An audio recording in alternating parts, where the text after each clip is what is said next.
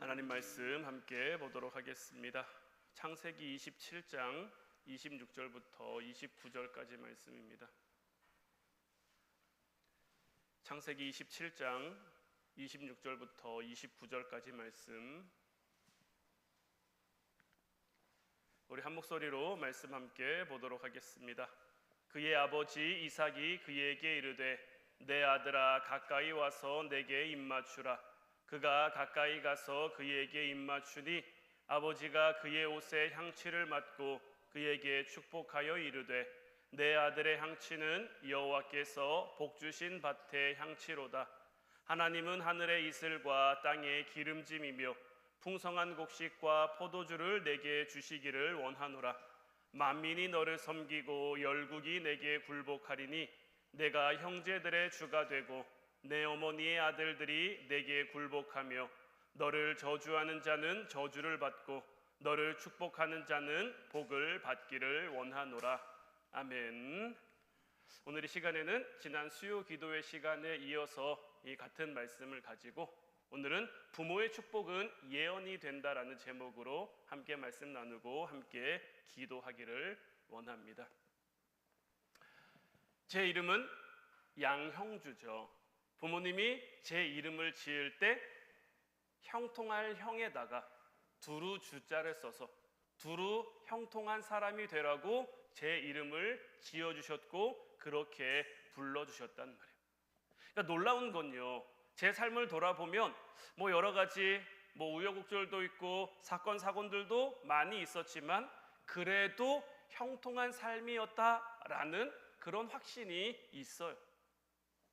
저에게 주어진 그 이름으로 말미암아 이 이름이 가지고 있는, 불려지는 것이 가지고 있는 힘과 능력이 있는 거죠. 이스라엘 사람들도 이름을 지을 때 그냥 짓지 않죠. 이 사람이 이렇게 자라기를, 이렇게 되기를 바라는 그 마음을 가지고 이름을 짓는단 말이에요. 하나님께서 야곱에게 새로운 이름인 이스라엘을 주셨죠. 야곱이라는 이름의 뜻은 뭐죠? 사기꾼이라는 뜻이에요. 모르겠어요. 이삭이 왜 야곱에게 사기꾼이라는 이름을 지었는지는 알 수 없지만 그 이름처럼 그는 그런 삶을 살았어요. 형을 속이고 아버지를 속이고 삼촌 라반을 속이고 늘 속이는, 자기가 살기 위해, 자기가 일어서기 위해 속이는 사람이었는데 하나님이 그에게 이스라엘이라는 이름을 주신 다음부터 그의 삶은 달라지죠. 말이 가지고 있는 힘, 하나님이 이 세상을 만드실 때 말씀으로 이 세상을 창조하신 것처럼 하나님의 형상을 담게 지으심을 받은 우리에게도, 우리가 가진 말에게도 힘이 있는 거예요.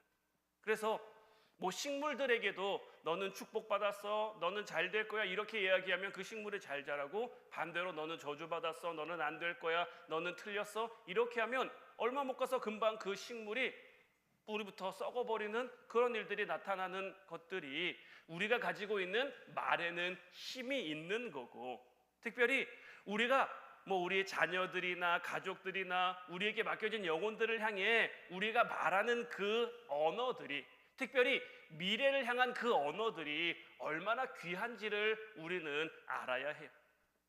만약에 우리가 어떤 상대방의 단점과 문제만 지적해서 말하면 어떨까요? 너는 사람이 왜 그 모양이냐? 그래서 밥이나 먹고 살겠냐? 그렇게 공부하기 싫으면, 그렇게 일하기 싫으면 이렇게 해라 저렇게 해라, 이런 말들이요, 이 모든 말들이요 예언적인 말들이 될 수 있음을 우리는 기억해야 되는 거예요. 우리가 특별히 우리 자녀들을 향해 그 하는 말들, 이 축복의 언어가 얼마나 중요한지를 깨달아 우리 자녀들에게 좀 귀한 말로 다가갈 수 있는, 복된 말로 다가갈 수 있는 여러분들 되시기를 주님의 이름으로 축원해 드립니다. 오늘 말씀도 마찬가지인 거예요. 오늘 본문 말씀을 다시 한번 보면 그의 아버지 이삭이 그에게 이르되 내 아들아 가까이 와서 내게 입맞추라. 그가 가까이 가서 그에게 입맞추니 아버지가 그의 옷에 향취를 맡고 그에게 축복하여 이르되 내 아들의 향취는 여호와께서 복 주신 밭의 향취로다. 하나님은 하늘의 이슬과 땅의 기름짐이며 풍성한 곡식과 포도주를 내게 주시기를 원하노라. 만민이 너를 섬기고 열국이 내게 굴복하리니 내가 형제들의 주가 되고 내 어머니의 아들들이 내게 굴복하며 너를 저주하는 자는 저주를 받고 너를 축복하는 자는 복을 받기를 원하노라. 자, 아들을 향한 아버지 이삭의 제사장적인 축복 기도입니다.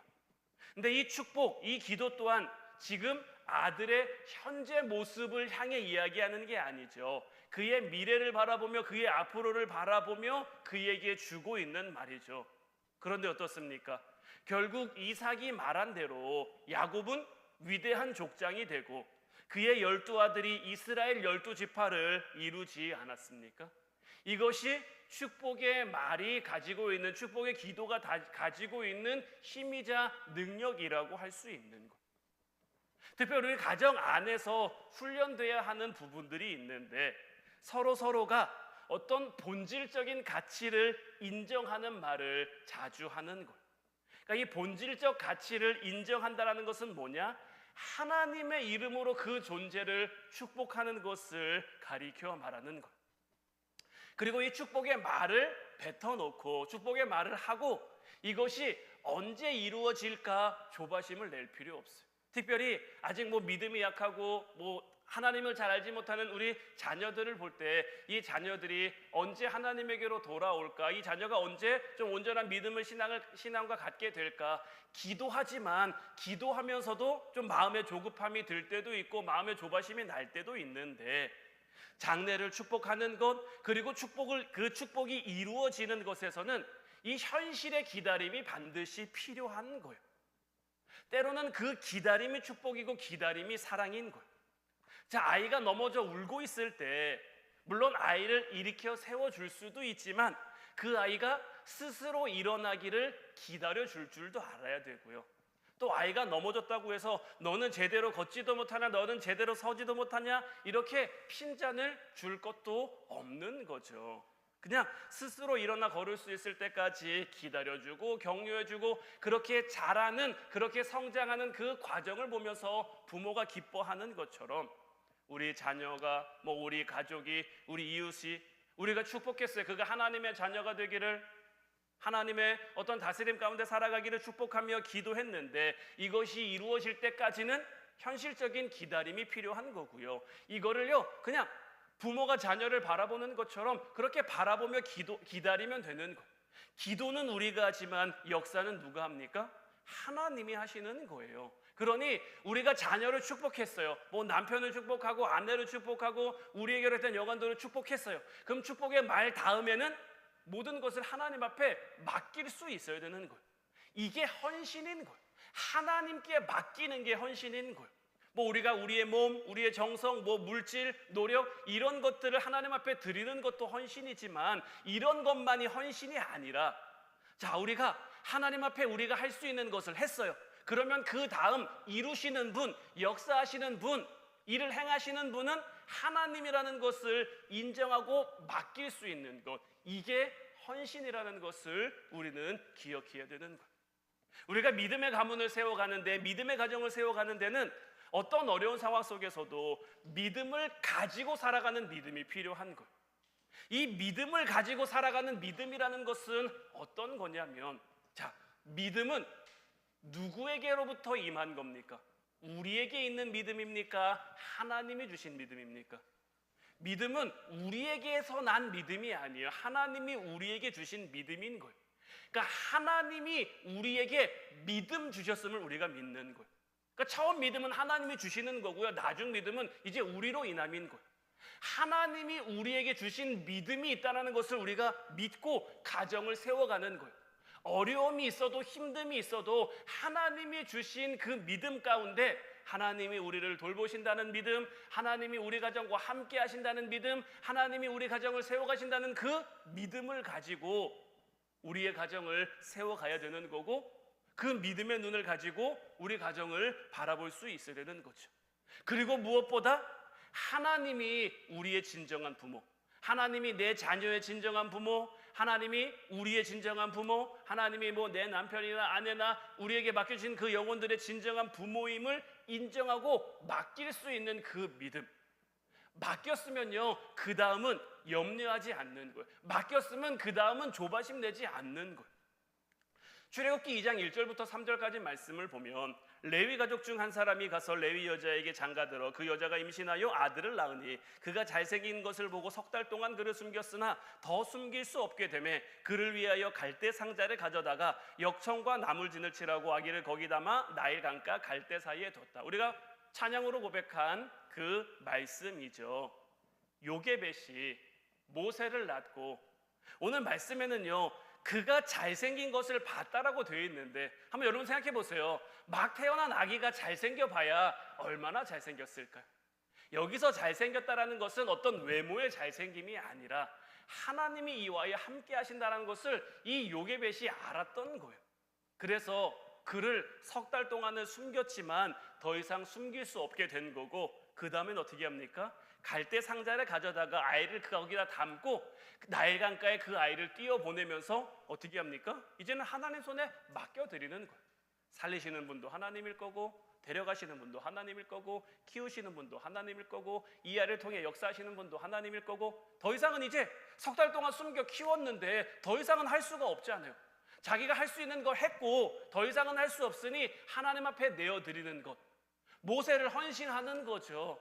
그랬더니 하나님께서 모세를 통해 이스라엘이 애굽에서 출애굽할 수 있도록 그런 모세로 하나님이 키워가시고 이끌어가시고 만들어 가시는 거죠. 사무엘상 1장 20절부터 24절까지 말씀도 보면 한나가 임신하고 때가 이름에 아들을 낳아 사무엘이라 이름하였으니 이는 내가 여호와께 그를 구하였다 함이더라. 그 사람 엘가나와 그의 온 집이 여호와께 매년 제와 서원제를 드리러 올라갈 때에 오직 한나는 올라가지 아니하고 그의 남편에게 이르되 아이를 젖대거든 내가 그를 데리고 가서 여호와 앞에 뵙게 하고 거기에 영원히 있게 하리이다 하니 그의 남편 엘가나가 그에게 이르되 그대의 소견에 좋은 대로 하여 그를 젖대기까지 기다리라. 오직 여호와께서 그의 말씀대로 이루시기를 원하노라 하니라.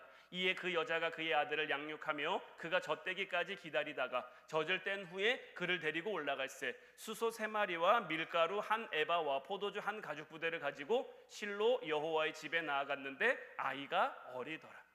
우리가 너무나 잘 아는 사무엘이 태어나는 그 과정의 말씀. 브닌나와 한나가 있는데 브닌나에게는 하나님이 자녀를 주셨고 한나에게는 자녀를 안 주셨고, 이것이 물론 한나가 남편 엘가나의 더 큰 사랑을 받기는 하지만 늘 마음에 이 안타까움인 거죠. 그래서 하나님 앞에 가서 엘리 제사장이 봤을 때 술 취한 것처럼 얼마나 하나님 앞에 간절히 기도했으면 그렇게 보여진 거고, 그때 기도하기를 뭐라고 기도합니까? 하나님이 나에게 아들을 주시면 내가 이 아들을 하나님께 드리겠습니다. 그리고 하나님이 그가 기도한 대로 응답해 주셔서 사무엘을 낳게 했단 말이에요. 자, 사무엘이라는 이름의 뜻이 무엇입니까? 내가 여호와께 그를 구하였다. 내가 하나님 앞에 구했더니 사무엘이라는 아들을 주신 거예요. 하나님 앞에 드린다고 서원을 했으니 드려야죠. 근데 사람이요 참 화장실 갈 때 마음 다르고 나올 때 마음 다르다고, 이게 결코 자기 아들을 하나님 앞에 드리는 결단은 쉬운 결단이 아니죠. 얼마나 귀하게 얻은 아들입니까? 얼마나 값지게 얻은 아들입니까? 하나님이 주셨다는 믿음은 있지만, 그래서 사무엘이라는 이름은 주셨지만 더더군다나 낳자마자 바로 데려간 것도 아니고 자, 젖을 떼기까지, 그러니까 이 엄마와 한 해나 2해 정도를 지금 이제 같이 보낸 거죠. 거기까지 하고 여기까지가 이 한나는 안고 여기까지가 나의 역할이고 나의 일이고 하나님이 주신 아이 하나님의 뜻대로 사용하옵소서 하나님께 맡기는 거죠. 하나님 앞에 헌신하는 거죠. 그랬더니 어떻게 됩니까? 하나님이 사무엘을 통해 어떻게 보면 이스라엘의 가장 위대한 선지자라고 할 수 있는 사무엘이 되게 한 거죠. 우리의 삶도 마찬가지입니다. 우리 자녀의 평생을 드리는 고백, 물론 모세처럼 강가에 띄워보내야 된다, 한나처럼 이 아이를 하나님 전에 바쳐야 된다, 이런 것은 아니지만 내 자녀가 살아가는 모든 삶이 하나님 앞에 드려진 삶이 되기를 고백하는 그 고백은요, 우리 그리스도인 부모의 특권인 거예요. 특권은요, 행해야죠. 우리에게 주어진 권리는 행사해야죠. 우리의 이런 말들을 통해, 이런 우리의 고백을 통해 하나님이 그와 함께 하시는 거예요. 요게벳의 기도가 있었기 때문에, 요게벳의 간구가 있었기 때문에 모세가 모세 될 수 있었던 거예요. 한나의 그 간절한 기도가 있었기 때문에 사무엘이 사무엘 될 수 있었던 거예요. 물론 하나님께서 그를 그렇게 쓰시기로 작정하셨지만, 그렇게 쓰시기로 작정한 그 이면에는 요게벳의 간절한 기도, 한나의 간절한 기도가 있었던 거고, 우리의 자녀들을 향해서도 마찬가지인 거예요. 우리가 자녀들을 하나님 앞에 온전한 기도로 맡기면요, 우리가 자녀를 우리 하나님 앞에 헌신하면요, 하나님이 키우시고 하나님이 입히시고 하나님이 먹이시고 하나님이 돌보셔서 하나님 앞에 온전한 사람, 하나님 앞에 쓰임받는 사람으로 이끌어 가시고 만들어 가시는 거예요. 그 과정 속에 뭐 여러 가지 어려움, 힘듦, 자, 모세가 모세로 서기까지 얼마나 많은 과정이 있습니까? 하나님께서 그를 이스라엘의 지도자가 되게 하시기로 작정했는데, 정말 하나님이 그를 부르신 때는 언제입니까? 모세가 80세가 되어서잖아요. 근데 그 80세가 되기까지의 그 과정이 모세에게 아무런 의미도 없는 실패한 그런 인생이라고 볼 수 있습니까? 그런 한 과정들이 모세가 모세 되도록 이끌어 가시는 하나님의 섭리였고 하나님의 인도하심이었고, 특별히 우리 자녀들의 삶을 바라볼 때 때로는 부모의 마음에 안 찰 수도 있죠. 정말 우리 마음에 얘가 언제 사람 구실을 할까? 얘가 언제 사람 될까? 얘가 언제 제대로 할까? 뭘 잘할 수 있을까? 이런 마음이 들 수도 있지만, 우리가 우리의 자녀를 하나님 앞에 맡기고 하나님 앞에 의탁하고 우리가 할 수 있는 일들, 기도하고 돌보고 양육하고, 한나가 사무엘이 젖되기까지 그를 돌본 것처럼 우리도 우리에게 주어진 일들을 하면 하나님이 이끌어 가시고 하나님이 만들어 가실 거예요. 그러니까 자녀를 부모의 마음대로 만들어 가려고 하는 것이 아니라 하나님의 형상을 찾아 헌신된 자녀가 될 수 있도록 우리 부모는 그렇게 해야 하는 거죠. 자, 오늘 본문 28절 29절 말씀 다시 보면, 하나님은 하늘의 이슬과 땅의 기름짐이며 풍성한 곡식과 포도주를 내게 주시기를 원하노라. 만민이 너를 섬기고 열국이 내게 굴복하리니 내가 형제들의 주가 되고 내 어머니의 아들들이 내게 굴복하며 너를 저주하는 자는 저주를 받고 너를 축복하는 자는 복을 받기를 원하노라. 자, 이삭이 야곱을 축복하는데 이 이삭의 축복에서 우리가 꼭 기억해야 할 것이 있어요. 이삭이 야곱을 축복함에 있어서 지금 무엇으로 축복합니까? 하나님의 이름으로 축복하는데 어떤 하나님의 이름이냐인 거예요. 지금 이삭이 부르는 하나님의 이름은 어떤 하나님입니까? 이삭이 만난 하나님의 이름인 거예요. 현명한 부모는요, 지혜로운 부모는요, 자녀를 축복할 때 이 이삭의 축복을 모델로 삼을 필요가 있는데, 자, 이삭이 야곱을 축복함에 있어서 어디 남의 하나님, 내가 들은 하나님, 내가 하나님에 대해서 들으니 하나님은 이렇다더라, 이런 하나님이 너에게 이렇게 해주시기를 원한다, 이렇게 축복하는 게 아니라 그가 삶을 살아오는 동안 이삭이 경험한 하나님, 이삭이 만난 하나님은 이런 하나님이었고, 이런 하나님께서, 내가 만난 하나님께서, 내가 경험한 하나님께서 너에게도 함께해서 이렇게 해주시기를 원한다, 이렇게 축복하는 거죠. 그리고 이렇게 축복할 때 모든 힘은, 모든 능력은 전능하신 하나님으로부터 말미암는다는 것, 하나님이 이루실 거라는 것, 하나님이 행하실 거라는 것, 이것을 반드시 믿어야 되는 거예요. 이삭은 그의 삶을 통해 신실하신 하나님을 경험했죠. 우물을 파는데 우물을 파서 물이 나오면 그랄 목자들이 와서 시비를 걸죠. 이 우물은 원래 우리 거였어? 이삭은 그들과 싸우지 않아요. 그들과 다투지 않아요. 그들과 분쟁하지 않아요. 그냥 자리를 옮겨서 또 다른 물을 팝니다. 그런데 어떻습니까? 거기에 물이 또 터져 나와요. 또 와서 시비를 겁니다. 이삭은 또 옮겨요. 근데 여러분들, 이 이삭이 살고 있는 이 광야 지역에서 이렇게 우물을 팔 때마다 물이 나온다는 건요, 보통 일이 아닙니다. 그냥 파면 물이 나오면 굳이 그랄 목자들도 와서 시비를 걸 필요가 없죠. 자기들도 파면 되는데. 근데 왜 와서 시비를 겁니까? 자기들이 파면 안 나오거든요. 자기들은 찾기가 너무 어렵거든요. 양을 키우고 이렇게 가축을 키우는데 물이 반드시 있어야 되는데 자기들이 팔 때는 안 나와요. 근데 이삭이 파니까 나와요. 그러니까 어떻게 해서든 그것을 뺏고 싶었던 거고, 이삭은 그냥 그것을 그냥 두고 갑니다. 또 파면 또 나와요. 또 파면 또 나와요. 그러니까 어떻게 됩니까? 결국은 그들이 이삭이 하나님을 인정하게 되는 거예요. 이삭이 경험한 하나님은 이런 하나님인 거예요. 이뿐입니까? 흉년이 들었어요. 이삭이 애굽으로 내려가고 싶어 합니다. 왜냐하면 애굽에 먹을 게 있을 것 같았거든요. 근데 하나님이 애굽으로 내려가는 것을 막으시죠. 그래서 이삭이 하나님 말씀에 순종해 거기 머물단 말이에요. 힘든 자리지만, 어려운 자리지만 하나님 말씀에 순종함으로 거기 머물러요. 거기 머물면서 농사했더니 어떤 일이 일어납니까? 100배의 축복이 그에게 주어진 거예요.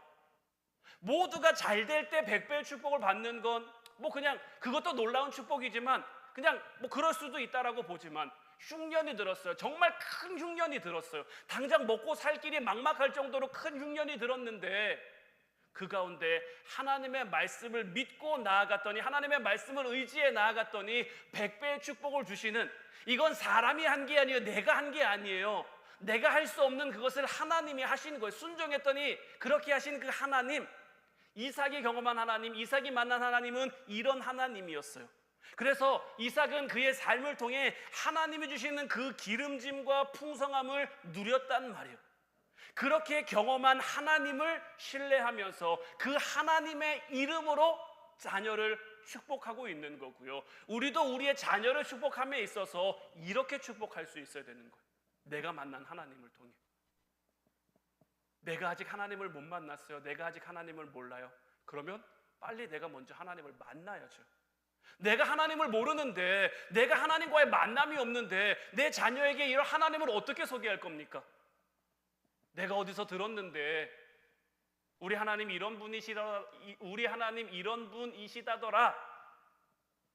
하나님의 힘과 능력은요, 하나님과의 친밀한 교제 속에서 나오는데, 내가 먼저 하나님과 친밀한 교제를 이루고 있지 못한데 어떻게 그 하나님의 이름으로 자녀를 축복할 수 있겠으며, 하나님이 우리와 안 친한데 내 자녀를 축복해 주실 수 있겠냐라는 거죠.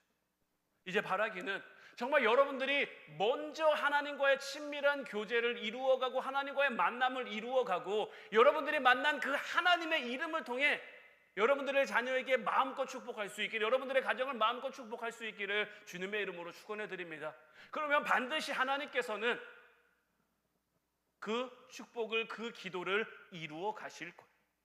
하나님은 언제나, 지난 시간에도 말씀드렸습니다마는 우리 가정이 복된 가정을 이루어 가기를 원하신단 말이에요. 우리 가정이 행복한 가정을 이루어 가길 바란단 말이에요. 행복한 가정을 위한 우리 아버지 하나님의 마음을 우리가 알아야 돼요. 우리 가정을 향한 그 하나님의 마음을 깨달아 그 하나님이 주신 마음으로 우리 가정을 위해 기도할 수 있어야 되는 거예요. 하나님은 우리 가정들이 행복한 가정, 복된 가정, 화목하고 평안한 가정 이루기를 바라고 계시며, 하나님을 믿는 가정들이 이렇게 살아간다라는 것을 세상 사람들에게 보여줄 수 있기를 바라고 계신단 말이에요. 그러니까 하나님이 우리 가정이 행복한 가정, 복된 가정, 평안한 가정, 화목한 가정을 만든다는 게 그냥 단순히 세상 사람들이 부러워할 만큼 많은 것을 가졌다, 많은 것을 누린다, 많은 힘이 있다, 이런 것이 아니라, 때로는 어려울 수도 있어요. 때로는 힘들 수도 있어요. 그러나 그 가운데 하나님의 말씀을 믿는 그 모습, 이삭이 큰 흉년 가운데 있어요. 다른 사람들은 다 애굽으로 가요. 짐 싸가지고 떠나요. 왜냐하면 먹고 살기 힘드니까. 그런데 하나님이 말씀하셨잖아요. 애굽으로 가지 마라. 거기 그냥 있어라. 주변 사람들이 당장의 그 모습만 보고는 어리석다, 미련하다, 바보 같다 할 수 있지만, 그럼에도 불구하고 무엇을 붙잡습니까? 하나님이 주신 말씀을 붙잡고 살아가는 모습, 그렇게 이루어가는 우리 가정의 모습. 세상은 이렇게 하는 게 맞다, 저렇게 하는 게 맞다, 이렇게 코치하고 저렇게 훈수둘 수 있지만 그 세상의 흐름을 따르는 것이 아니라 하나님이 주신 말씀을 붙잡아 하나님 말씀 중심으로 우리 가정을 세워갈 때, 물론 하나님의 말씀을 지키고 세워가는 그 과정이 우리에게 힘들고 어려울 수 있지만, 그 가운데 하나님의 말씀을 붙잡으면 하나님이 우리의 가정이 복되게, 하나님이 우리의 가정이 평안하게, 하나님이 우리의 가정이 형통할 수 있도록 우리의 마음을 주장해 주시고 우리의 생각을 이끌어 가시는 거예요. 바라기는 여러분들이 나는 그리스도인입니다라고 이야기를 할 때 여러분들을 바라보는 그 사람들에게 하나님을 믿는 사람이 어떤 건지, 하나님 믿는 사람의 가정이 어떤 것인지 보여줄 수 있다면, 물론 잘 돼서 보여주는 것도 좋지만 때로는 힘들지만 어렵지만, 힘든데 어떻게 그렇게 할 수 있어? 어려운데 어떻게 그렇게 할 수 있어? 이렇게 살아가는 모습을 보여준다면, 믿음으로 살아가는 모습을 보여줄 수 있다면 이것이 우리에게 얼마나 큰 축복이겠냐라는 거죠. 위로부터는 이런 하나님 은혜와 축복이 충만히 임하고, 그 내가 경험한 그 은혜와 축복, 내가 만난 그 하나님을 아래로 흘려보내고, 우리 자녀들에게, 가족들에게, 이웃들에게 이렇게 흘려보내고, 그래서 우리가 살아가는 삶의 모습을 통해 세상을 비추고, 얼마나 멋진 삶의 모습이 되겠으며 얼마나 하나님 앞에 영광이 되는 모습이 되겠습니까? 바라기는 하나님을 믿는 여러분들의 가정이 행복한 가정 되기를 주님의 이름으로 축원해 드립니다. 예수님을 믿는 것이 여러분들에게 기쁨이 되고 여러분들에게 감사가 되고, 주님을 만나는 그 순간순간이, 예수님과 함께하는 그 장면이 우리의 삶에 세상 그 무엇과도 바꿀 수 없는 그 소중함이 되어 우리의 삶이 이렇게 변화되어 가기를, 하나님과 늘 함께하는, 하나님과 늘 동행하는 삶이 될 수 있기를 주님의 이름으로 축원해 드립니다. 이제 우리 가정을 향한 하나님의 마음을 깨달아 그 마음으로 살아가는, 그 마음으로 우리 가정을 복되게, 형통하게, 하나님 은혜와 축복이 가득한 가정으로 만들어가는 저와 여러분들 될 수 있기를 주님의 이름으로 축원해 드립니다. 이제 우리 같이 찬양하고 기도하기를 원하는데, 오늘 이 시간에는 나의 영원하신 기업, 이 찬양 함께 고백했으면 좋겠어. 나의 갈 길 다가도록 나와 동행하소서. 우리가 가는 그 모든 길 가운데 하나님이 함께 하시면, 하나님이 동행하시면, 뭐 어두운 골짜기를 지나가면 어떻고 험한 바다를 건너가면 어떻습니까? 우리가 하나님 앞에 서는 그날까지 하나님과 우리와 동행하셔서 하나님이 우리로 하여금 하나님이 주시는 행복을 누리게, 하나님이 원하시는 행복한 가정을 이루어가게 우리를 이끌어 가실 줄로 믿어, 이 믿음 가지고 우리 찬양 함께 고백하고 같이 기도하도록 하겠습니다.